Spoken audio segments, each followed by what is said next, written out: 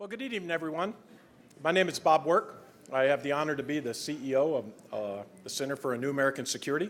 I'd like to welcome you all here to the beautiful Willard Hotel for a very exciting discussion on R&D and the future of the defense industrial base. This is something that really is a high priority interest for the Center for a New American Security and for many people in the room, as we can see by the crowd. I know it's a very, very important subject.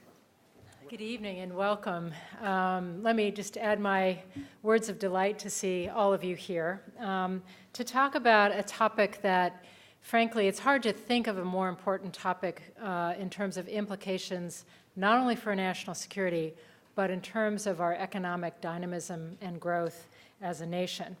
I wanted to just take a couple of minutes to set the stage, the context with a few facts.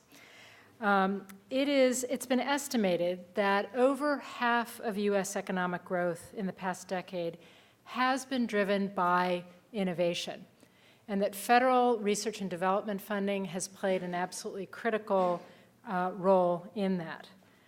But over the last decade, from 2004 to today, federal R&D has actually declined by about 8.4%. Defense R&D has declined at an even steeper rate, about 15%. Science and technology funding by about 17.5%. Well, thank you very much, Michelle. And let me start by thanking CNAS and AIA for coming together to sponsor this event. It's a topic that I think is critically important to the future of our nation, and it takes real focus and commitment to keep it illuminated and to keep us all thinking about the decisions that are in front of us collectively, decisions that I hope ultimately we make the right way, but we need to do that with a framework and an understanding of how things really operate.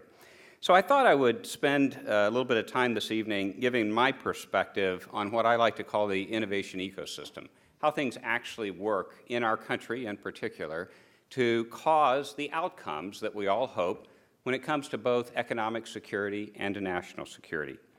And from my perspective, clearly, research and development is a fundamental pillar of our security in both of those dimensions. It supports our long-term economic security and, of course, our national security. Let me start with the economics first. Ours is clearly an innovation-driven economy, and Michelle pointed out some of the statistics to back up that bold statement.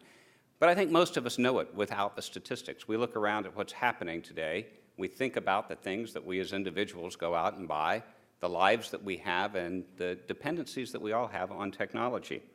And we understand that innovation not only creates new products and markets, it actually enables productivity improvements in the current markets that we have for existing products, and it enables them to continue to advance. So fundamentally, innovation is one, if not perhaps the most important factor when it comes to our collective ability to grow our GDP. And R&D is the engine that drives that innovation. So when I think about our long-term economic security, from my perspective, it fundamentally depends on healthy research and development investment. But essentially, when we decide we need something, we have an idea, it's about 2 years before we can get a budget to spend serious money on that idea in the normal course of business. Okay, then we have 2 or 3 years or 4 years of risk reduction, where we develop the technology to where we're confident we can put it into a product. Then we have 5 or 6 years of development of making a product ready for production. Then we have a few years of buying enough numbers to make a difference militarily. You add all that up, and it very easily becomes 10 or 15 years. So there's a long lead time that R&D basically is the first several years of to get anything to the field. So we're consistently taking a short-term view. The Chinese are consistently taking a long-term view. Who do you put your money on in the long term when it comes to that kind of contrast? Now, we have a lot of advantages, certainly big advantages over the Chinese in this regard. We do much better basic research. But we can't depend on being there year after year when this is our budget scenario, and that is their budget scenario. So universities are here for the long term. Frank made a real point about talking about long term versus short term. Universities are here for the long term. They prize the long term perspective, and we're not taking a long term view federally now, and I think that's creating a serious problem. You know, the president, the PCAST report presented to the president called for adding 1 million STEM graduates within a decade. We're working that problem, and we're working it at the intersection of business and higher education on some really critical, in really critical fields like cybersecurity. And Wes is just stepped down as our chair, and is, of course, as chair of AIA, worked with College Park, University of Maryland College Park, to create the first undergraduate honors program in cybersecurity to meet that talent need of NSA and DoD and other agencies. The key, though, is that we are going into the universities and we are using resources, in effect, from the graduate level that is completely funded by federal R&D. So we're using proven evidence-based practices, for example, to increase persistence of undergraduates in STEM. We lose 50% of them in the first 2 years.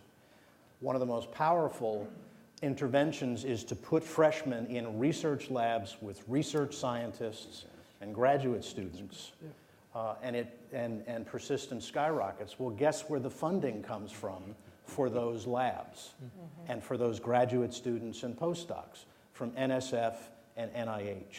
And so at the same time, reductions are degrading the research capacity of universities and the ecosystem. It is degrading the talent ecosystem. And if you want a good, clear example of what happens when you do that, look at the dot-com bust.